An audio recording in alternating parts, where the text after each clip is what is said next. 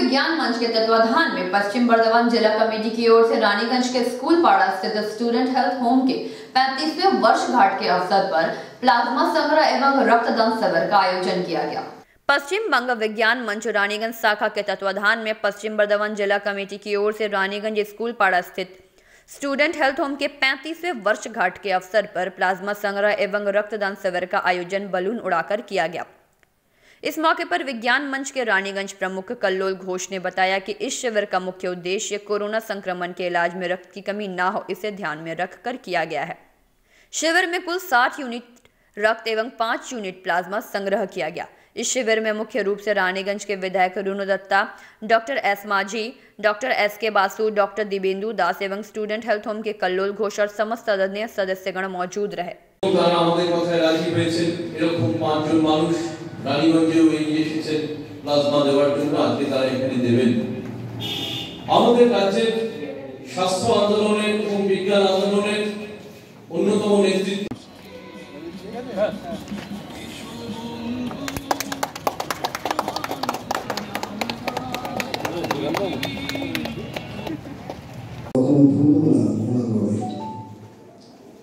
আর আমার সামনে যারা বসে আছেন আমার শহরে আশেপাশের এলাকা থেকে এসছেন, আমি তাদের ধন্যবাদ জানাচ্ছি। আর কবিতাকে কি বলবো, তো রেগুলার ধন্যবাদ জানাতে হয় কোনো না কোনো অনুষ্ঠানে, শুধু রক্ত নেওয়ার কাজটা করেন না, উনি বাড়িতে আরো কিছু কাজ করে আমাদের এই ধরনের প্রতিষ্ঠানকে দাঁড় করে দিয়েছে। বিজ্ঞান মন্ত্রীকে ধন্যবাদ। আমি ডাক্তার নই, অত সব বলতে পারবো। আজকে রক্ত দেবে, আরো কিছু দেওয়া হবে, এসব ব্যাপারে ডাক্তাররা যদি বলেন বা কর্মরা বলেছে, এটা আমার বিষয় নয়। আমার বিষয় হচ্ছে এত বলার সত্ত্বেও কিন্তু আমরা কেউ কোনো আইন মানছি না। এখন সবাই আমরা করছি, সবাই করে আছে, ডাক্তার মাঝি বলেন আপনি লেগে যাচ্ছে করছি। আমি থেকে আপনি পর্যন্ত বাজারে যান, কেউ করছে এবং এখন থেকে বলছেও না আমার করোনা হয়েছে। যেভাবে হোক আমরা সবাই জেনে গেছি যে প্যারাসিটামল খেতে হবে, অ্যান্টিবায়োটিক খেতে হবে, ভিটামিন খেতে হবে। আর পাড়ার লোক যদি জানাজানি হয় তাহলে আমাকে জোর করে হসপিটালে নিয়ে চলে যাবে, তাহলে পাড়ার লোককেও বলা যাবে। আর ফলস্বরূপ আমি জানি না সরকারি তথ্য প্রমাণ করছে আমি কমছি, কিন্তু আমার মনে হয় করোনা কমেনি, বরঞ্চ বাড়ছে। বিপদটা এইখানে। নিঃসন্দেহে রক্তদান শিবির করতে হবে, রক্তের প্রয়োজন আছে, আছে, সব আছে, কিন্তু প্রচারের ক্ষেত্রে কোথাও খামতি থেকে যাচ্ছে আমাদের সব সম্ভব। আমি বিজ্ঞান মন্ত্রের ঘাড়ে দোষ চাপাচ্ছি না, আমি থেকে আরম্ভ করে আমরা যারা এখানে রয়েছি প্রচারটা খুব ভালো করছি। এর মারাত্মক ব্যাধি সবাই আমরা বুঝতে পারছি, ফলে কথা বাড়াতে চাইছি না। বিজ্ঞান মন্ত্রের কাছে অনুরোধ বা যারা এসছেন আমার মতন সবার কাছে অনুরোধ, যেভাবে এই প্রচারটা এবং এই আইন মেনে চলার যে নিয়মটা সেটা কিছুটা করতে হবে, কিছুটা আগ্রহী করতে হবে, কিছুটা অপ্রিয় হয়েও করতে হবে।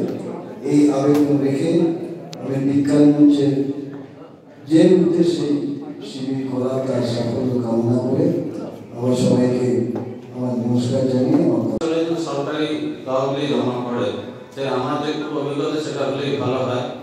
আর সাধারণভাবে সত্যি অনুদা যেটা বললেন যে প্রচারের প্রচুর অভাব রয়েছে।